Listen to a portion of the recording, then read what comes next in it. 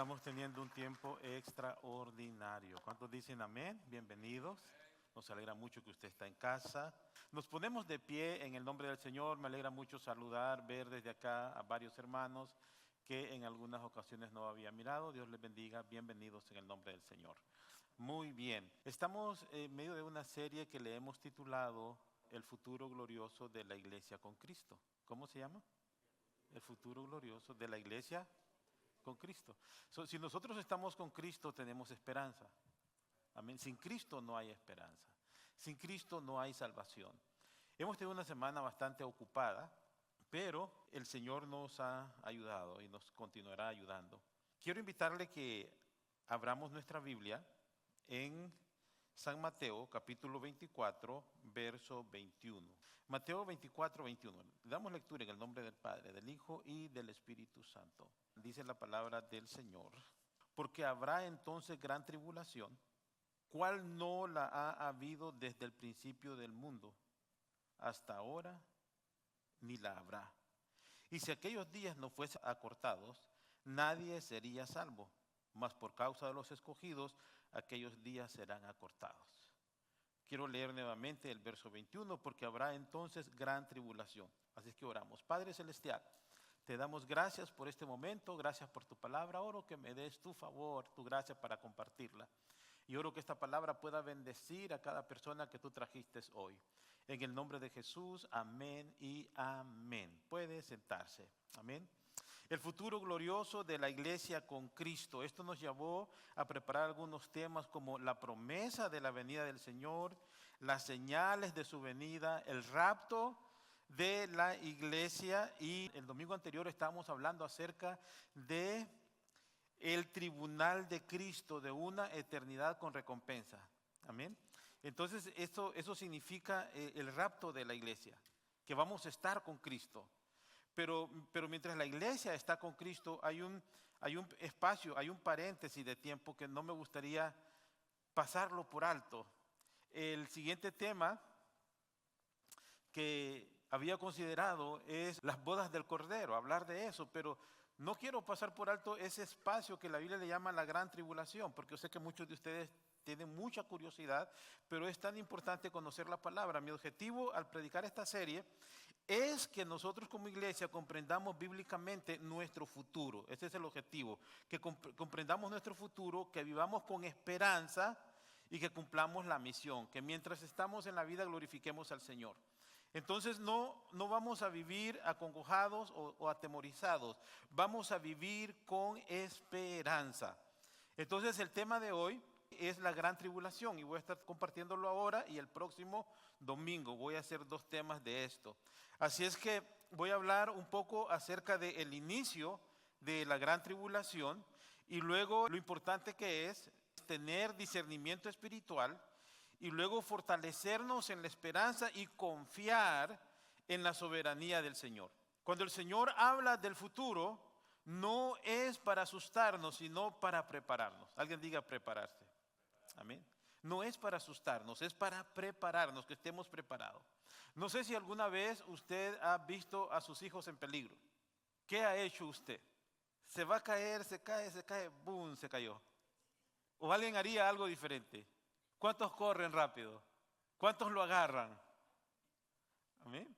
Recuerdo uno de los episodios con mis hijas, es que una de ellas estaba dormida en un sofá que tenemos, que es el sofá de todas. A todas las he dormido ahí. Este sofá ya está bastante de años, imagínense. Pero lo sigo conversando porque ahí he cambiado a las niñas. Pero bueno, una de ellas estaba dormida ahí. Y en lo que yo estaba sentado al lado y en lo que estaba dormida se da vuelta y iba a caer y la logré agarrar de su piecito. Y quedó guindadita, no pegó al piso. Su cabecita casi todo papá la de agarrar ahí. Entonces mi pregunta para ustedes, ¿qué papá no libra a sus hijos de un eminente peligro? Amén. ¿Cuántos lo harían? Entonces imagínense el propósito del Señor. El Señor tiene el fin de librar a sus hijos del peligro, de la tribulación. No hemos sido llamados para pasar por la tribulación como iglesia, pero hemos sido llamados para ser libres de la tribulación. Así es que las profecías no son para llenarnos de temor, sino para darnos esperanza y que podamos vivir una vida obediente. Entonces, cuando hablamos de la gran tribulación, surge una pregunta también que se hacen los niños. Usted empieza a enseñarle a los niños y lo primero que hacen es preguntarle, ¿por qué? ¿Por qué debo de lavarme las manos? ¿Por qué debo de ir a la escuela? ¿Por qué? ¿Por qué? ¿Por qué? ¿Y por qué? Entonces, cuando estoy pensando en la gran tribulación, digo, qué importante es comprender el por qué debe de haber una tribulación. ¿Por qué? ¿Por qué va a pasar la gran tribulación? ¿Por qué es necesario? La palabra del Señor dice que habrá una gran tribulación como nunca ha habido desde el principio del mundo hasta ahora, ni la habrá. Daniel, capítulo 9, verso 24, es un verso clave para que nosotros comprendamos este tema. Dice la palabra del Señor que 70 semanas están determinadas sobre el pueblo y sobre su santa ciudad para terminar con la prevaricación y poner fin al pecado y expiar la iniquidad para traer justicia perdurable y sellar la visión y la profecía y ungir al santo de los santos. Daniel capítulo 9, verso 24. Es una profecía importante en la Biblia, si no es la más importante, porque aquí el Señor le revela a Daniel, mientras Daniel está orando por la liberación de Israel en Babilonia. Él está intercediendo porque él está viendo que el tiempo de que Israel sea libre ha llegado y está orando a Dios por la liberación de Israel de la cautividad babilónica. Entonces, quiero reforzar varias cosas acá. Cosas poderosas pasan cuando nosotros oramos. ¿Dicen amén? Dios va a hablar, Dios va a guiar, Dios va a abrir puertas, Dios va a abrir los cielos. Entonces Daniel está orando, está intercediendo por su pueblo, y en ese contexto de esa oración de Daniel, Dios le revela a Daniel su plan, que es como el mapa de la historia. No estamos viviendo improvisaciones de Dios, sino que Dios ha preparado, y podemos bíblicamente ver cómo el tiempo se ha venido direccionando hasta el día de hoy. Así es que Dios responde a la oración de Daniel de cuándo va a durar el exilio, de cuándo Israel va a salir de Babilonia a su tierra, y Dios responde mostrándole un plan definido para el pueblo de Israel y para Jerusalén y para la ciudad. Entonces le dice que el Señor ha determinado sobre su pueblo y su santa ciudad un plan para tratar con el pecado y un plan para traer la justicia de Dios. Y entonces le dice, ¿sabes qué? En este plan tengo 70 semanas y cada semana tiene 7 años, igual 490 años de Dios para purificar y para cumplir su propósito. Entonces, el propósito de Dios de mostrarle a Daniel que había determinado 70 semanas es con el fin de acabar con el poder del pecado y de expiar la maldad. Y esto comenzó con la obra de Cristo en la cruz del Calvario, donde Cristo pagó por el pecado. Y no solamente inicia ahí, sino que culmina con su regreso a establecer su reino de 1000 años. El segundo propósito de esta profecía es declarar la llegada de la justicia y el cumplimiento total de toda la visión profética y la consagración final del reino milenial glorioso del Señor. Así es que, en otras palabras, Daniel 9:24, Dios nos revela que Él está en control de la historia. Cristo es el centro del plan de Dios y que el futuro de Jerusalén, el futuro de Israel y el futuro de la iglesia es glorioso. Alguien diga amén a eso. El futuro de la iglesia es glorioso. Entonces, si el futuro nuestro es glorioso, debemos de vivir con esperanza y debemos de estar haciendo la misión.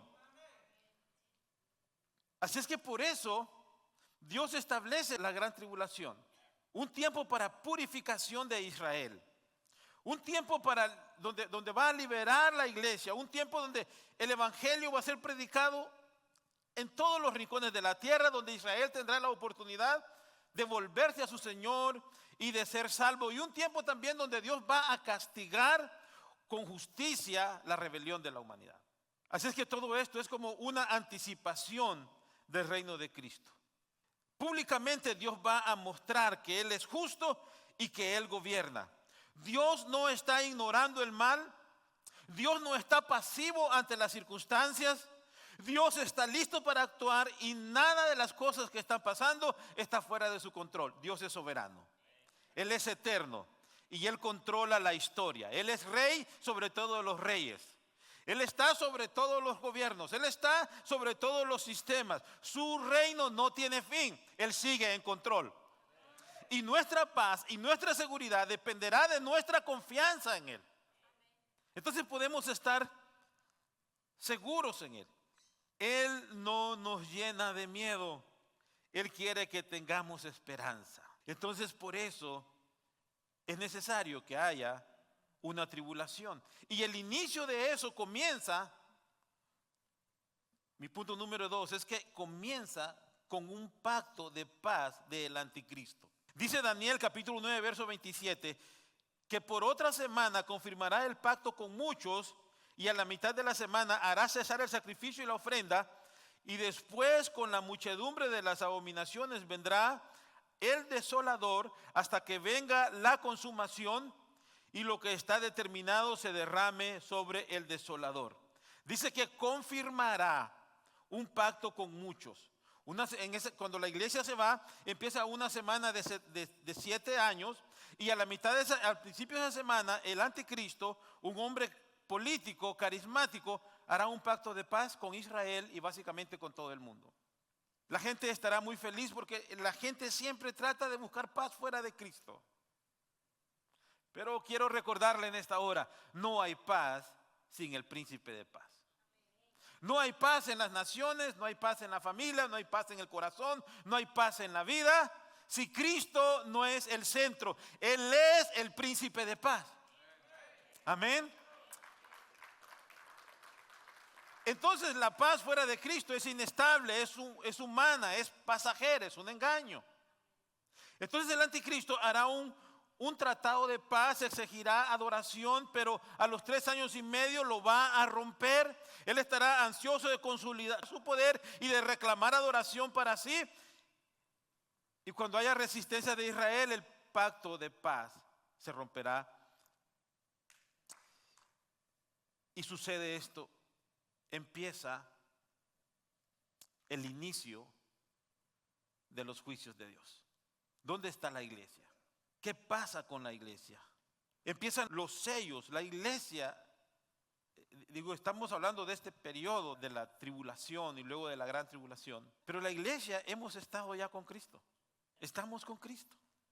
Alguien diga amén a eso. Usted como que no lo cree mucho. Amén. Recuerda, hemos hablado del rapto. Cristo viene por la iglesia. Cristo está recompensando la iglesia. Pero el tiempo no ha parado en la tierra.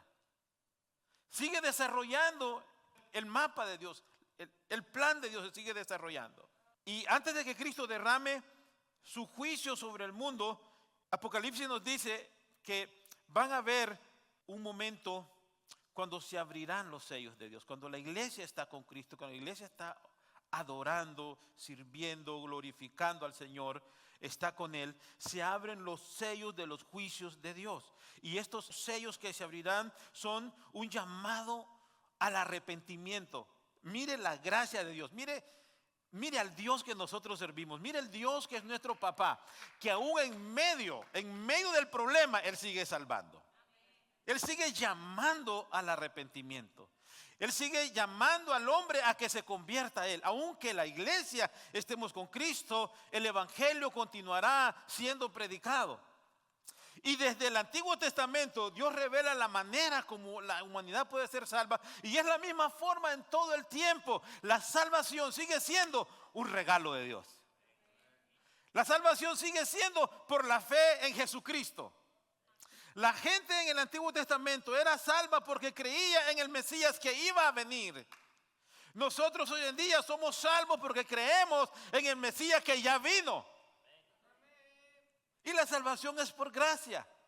La gente en la tribulación seguirá siendo salva porque sigue confiando en el sacrificio de Cristo y en su sangre. Y por su fe Dios sigue otorgando la gracia salvadora aún en medio de la tribulación. Del Señor recibirán esa fuerza y esa fe y esa valentía para inclusive dar su vida por la fe en Cristo. Pero lo que los está salvando no es el hecho de dar su vida por la fe en Cristo. Lo que les está salvando es el sacrificio que Cristo ha hecho. Lo que está salvando y limpiando sus almas y sus pecados no es la acción de dar su vida, es que por la fe su vida, su alma ha sido emblanquecida por la sangre del Cordero. Dice que se abrirán los sellos. Y un sello es garantía de propiedad. Los sellos significa o se utilizaba en el tiempo antiguo para que algo permaneciera cerrado, o un documento sellado, un documento importante, un testamento, y para identificar al propietario. Los 7 sellos de Apocalipsis se refiere a un rollo sellado y que solamente el Cordero puede abrir, solamente Jesucristo puede abrir, solamente Él lo puede abrir porque Él es Dios. Él es el creador, Él es el redentor. Dice que estaban buscando por toda la tierra alguien que fuera digno de abrir los sellos y no se encontró nadie. El único digno de abrir los sellos es el Cordero de Dios. Y la apertura de cada sello simboliza una revelación del desarrollo y de los eventos proféticos a lo largo de la historia que culmina con el tiempo del fin. Entonces en Apocalipsis capítulo 6 vemos el primer sello, el abrir del primer sello. Apocalipsis capítulo 6 verso 1. Y empieza con la manifestación de un caballo blanco. Y el caballo blanco representa un imperio, representa una enseñanza, representa una adoración falsa, representa al anticristo, representa el engaño religioso, el engaño político. Y por eso es tan importante que nosotros como cristianos crezcamos en discernimiento espiritual, porque no solamente se manifestará un engaño en la tribulación después de que Cristo se ha hecho, sino que una de las señales de la venida del Señor es la apostasía, es el engaño religioso. Entonces por eso es tan importante que la iglesia tengamos discernimiento bíblico. El sello número 2 aparece un caballo rojo que simboliza la guerra mundial, la guerra. ¿Y cómo debemos de vivir la iglesia ante la injusticia y ante la guerra? Debemos de mantener nuestra paz. Y no solamente mantener nuestra paz, sino también perdonar. Alguien diga perdonar. Perdonar como, por ejemplo, cuando hay mucho dolor y sabes que alguien fue instrumento de causar ese dolor. ¿Sabes qué debemos de hacer nosotros? Perdonar. Perdonar. El próximo sello, un caballo negro que significa crisis económica global. ¿Qué podemos hacer nosotros ante las crisis? ¿Qué debemos de hacer como iglesia? No sé si usted está pasando por crisis o ha pasado por crisis, pero ¿cómo enfrentarlo? ¿Cómo hacer? En medio de la crisis debemos de mantener nuestra fe. ¿Qué debemos de hacer? Nuestra confianza. En medio de la enfermedad, nuestra confianza en Dios. En medio de la crisis económica, nuestra confianza en el Señor. Debemos de mantener nuestra fe y nuestro contentamiento. Luego hay un caballo amarillo, muerte masiva. Una de las cosas que sucede cuando vamos a un funeral es que nos permite reflexionar. ¿Sabe qué? La vida es breve y debemos de estar preparados. Luego dice en el otro sello que se abre, en el capítulo 6, versos 9 al 11, hay un altar de multitud de personas, mártires que claman justicia, que a través de su vida y de su vida rendida al Señor pudieron mantenerse fieles hasta el final. Y este es el llamado para nosotros hoy en día. Debemos de ser una iglesia fiel, cristianos fieles. Apocalipsis capítulo 6, verso 12 al 7, dice que habrán sacudimientos cósmicos, terremotos. Dios está soltando el freno que ha mantenido estabilidad en este tiempo, y es que la iglesia ha sido raptada y el mundo está a punto de recibir el fruto de su rebeldía. Si en el mundo hoy en día en que nosotros estamos viviendo, estamos tan preocupados por la inflación, por las enfermedades, por las confusiones, por las guerras, no me puedo imaginar cómo estará la gente en tiempos de la tribulación. Algunas personas dicen, bueno, el Espíritu Santo se habrá ido, bueno, ya Dios se ha ido, pero lo cierto es que quien se ha ido es la iglesia del Señor. El Espíritu Santo seguirá porque Él es Dios, Él es el omnipresente. Él seguirá transformando vidas, Él seguirá fortaleciendo a los cristianos que crean en Cristo en esa ocasión. Ahora nosotros podemos ver cómo todo es como dolores de parto, pero todavía no es el nacimiento, todavía no es el juicio, todavía falta la manifestación de la ira de Dios. No es un tiempo ahora, ni en ese tiempo, un tiempo para vivir una vida de indiferencia, sino una vida vigilante. ¿Qué clase de vida? Vigilante, una vida vigilante. Y luego el séptimo sello, que Apocalipsis nos habla en ese tiempo de la tribulación, es el sello de las trompetas, y hay 7 trompetas de Dios.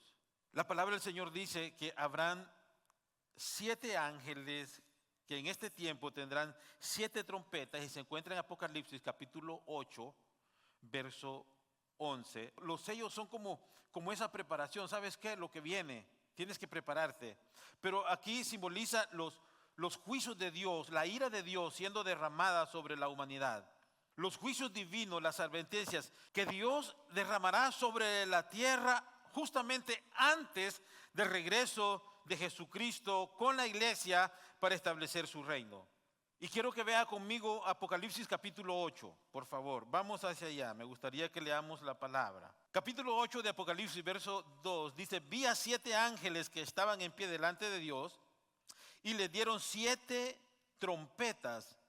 Luego dice el verso 7 que el primer ángel tocó la trompeta y hubo granizo y fuego mezclados con sangre que fueron lanzados sobre la tierra, y la tercera parte de los árboles se quemó, y se quemó toda la hierba verde como una acción de juicio del Señor. El verso 8 dice que el segundo ángel tocó la trompeta y como una gran montaña ardiendo en fuego fue precipitado en el mar, y la tercera parte del mar se convirtió en sangre, y murió la tercera parte de los seres vivientes que estaban en el mar, y la tercera parte de las naves fue destruida. Cada trompeta que sonaba o que va a sonar va a ser un derramamiento del juicio de Dios. Y dice el verso 10 que el tercer ángel tocó la trompeta y cayó del cielo una gran estrella ardiendo como una antorcha, y cayó sobre la tercera parte de los ríos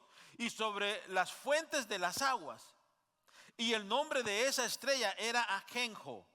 Y la tercera parte de las aguas se convirtió en ajenjo, y muchos hombres murieron a causa de esas aguas porque se hicieron amargas. El cuarto ángel tocó la trompeta y fue herida la tercera parte del sol y la tercera parte de la luna y la tercera parte de las estrellas, para que se oscureciese la tierra y parte de ellos, y no hubiese luz en tercera parte del día y asimismo de la noche. Y miré y oí un ángel volar por en medio del cielo, diciendo a gran voz: ay, ay, ay de los que moran en la tierra, a causa de los otros toques de trompeta que están para sonar los 3 ángeles. O sea que todo lo que ha pasado no solamente ha sido catastrófico, pero lo que viene aún es mayor.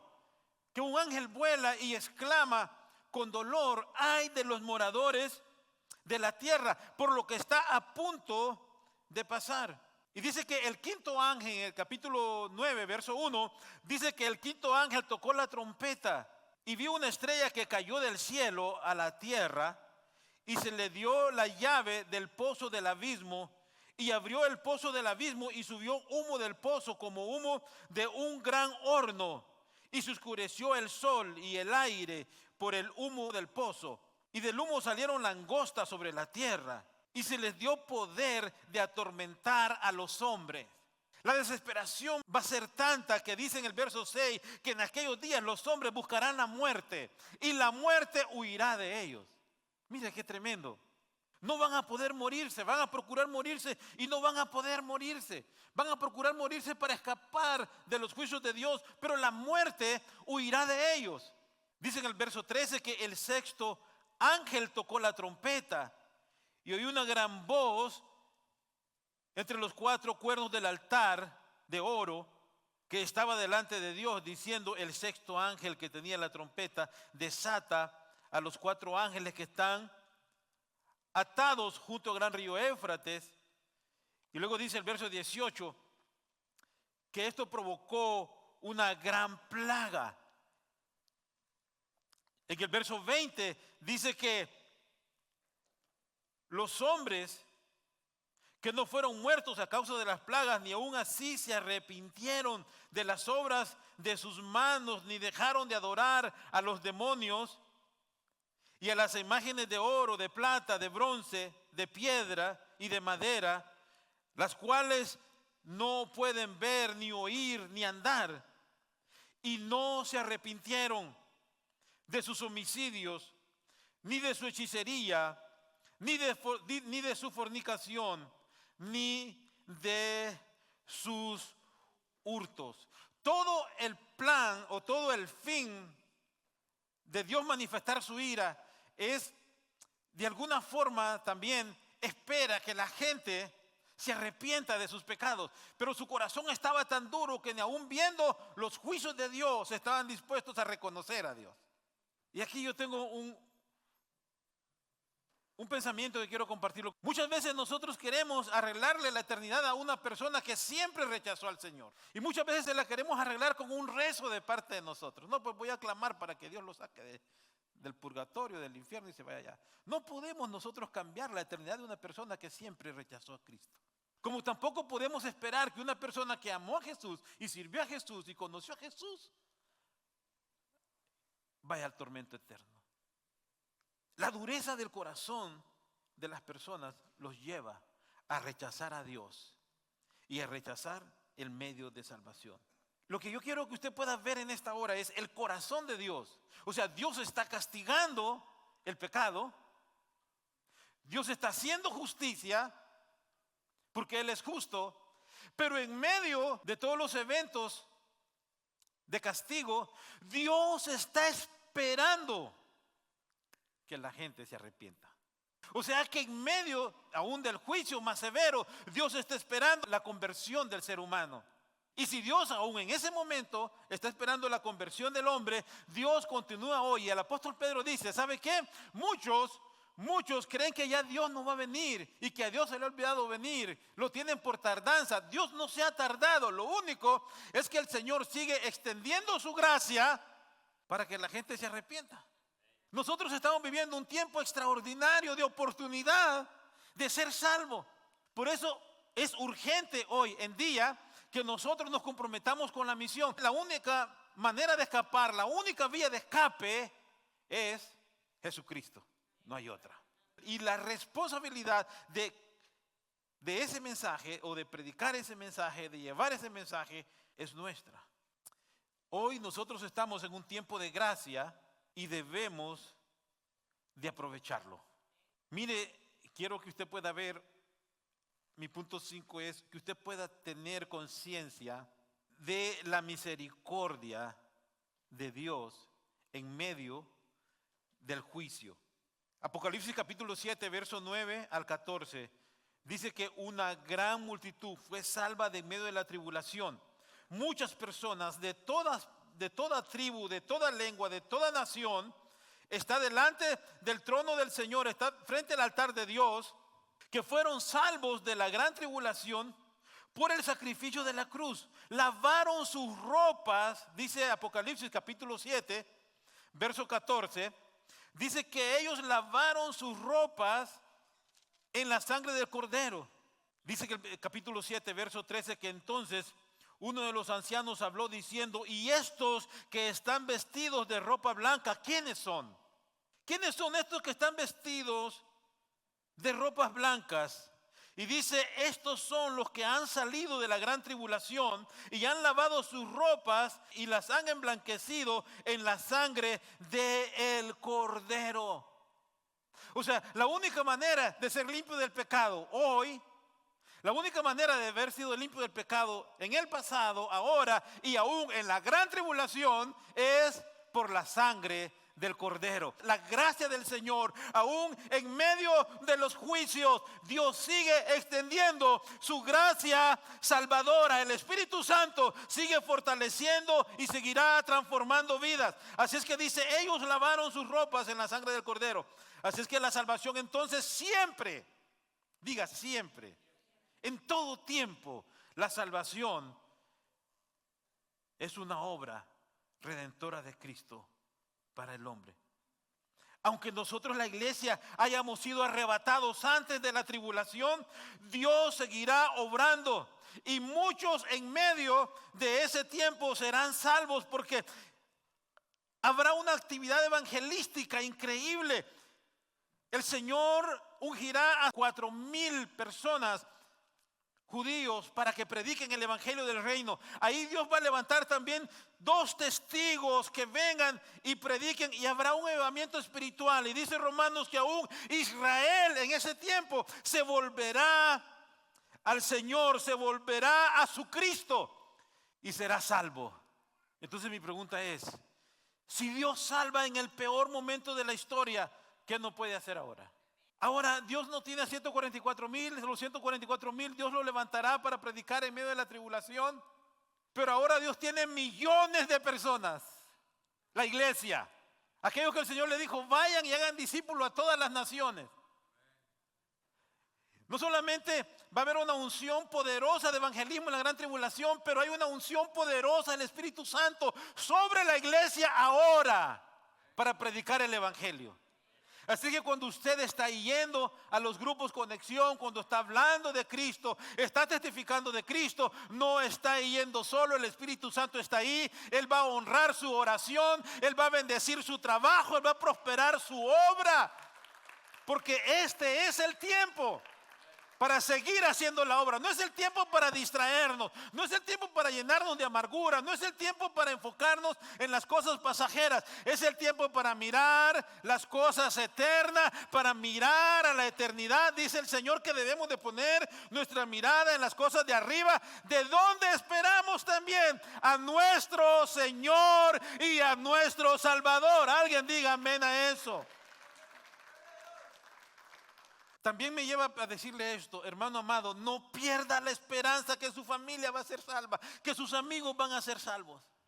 Crea que sus amigos van a ser salvos, crea que su familia va a ser salva. No se rinda, ore por ellos, testifíquele, ámeles, sírvales, que a través de usted ellos puedan tener un encuentro con el amor de Dios. No pierda la esperanza que su familia será salva. Entonces yo quiero que usted tenga presente esto: Dios gobierna la historia. Quiero que tenga presente esto: Cristo viene pronto. Otra cosa, la iglesia está esperando a Cristo. Seremos libres de la ira de Dios. Debemos de vivir con esperanza, pero tenemos que estar con urgencia para hacer la obra. Entonces no estamos esperando una época de oscuridad, sino una época de gloria. Amemos la venida del Señor, amemos su venida, compartamos de Cristo. La iglesia no estamos esperando la tribulación ni la gran tribulación. La iglesia está esperando el sonar de la trompeta al Rey de Reyes y Señor de Señores. Mis amados hermanos, Cristo viene pronto y el futuro de la iglesia con Cristo es glorioso. Cristo viene pronto. Entonces no hay tiempo para ser indiferentes, no hay tiempo para alejarnos del Señor. Es tiempo de hacer la obra con urgencia. Quiero invitarle que nos pongamos de pie en el nombre del Señor. Les saluda el pastor Tito Herrera de Iglesia Fuente de Amor. Qué bueno es haber contado con usted en la transmisión de este día. Qué maravillosa es la oportunidad que tenemos, después de escuchar la palabra, de tomar una decisión por Jesucristo. Estoy acá para guiarle en una oración, para reconciliarse o para hacer de Jesucristo su Señor y Salvador por primera ocasión. Así es que quiero guiarle en esta oración. Acompáñeme orando y ponga su fe plenamente en Jesús, porque Él le ama y tiene un plan maravilloso para su vida. Oremos. Señor Jesús, te doy gracias porque me amas. Reconozco que eres el Hijo de Dios, que diste tu vida en la cruz por mis pecados y que vives por siempre y tienes el poder para darme vida eterna y transformar mi vida. Creo que tú eres mi Señor y mi Salvador. Te doy gracias porque me amas y porque de ahora en adelante me haces tu Hijo. Gracias en el nombre de Jesús. Amén y amén. Si usted hizo esta oración por primera ocasión o se reconcilió con el Señor, quiero animarle que se ponga en contacto con nosotros. Queremos guiarle a conocer a Jesús y que juntos disfrutemos la bendición de conocerle y servirle cada día. Gracias por su sintonía. Nos seguimos escuchando a través de esta plataforma. El Señor le bendiga.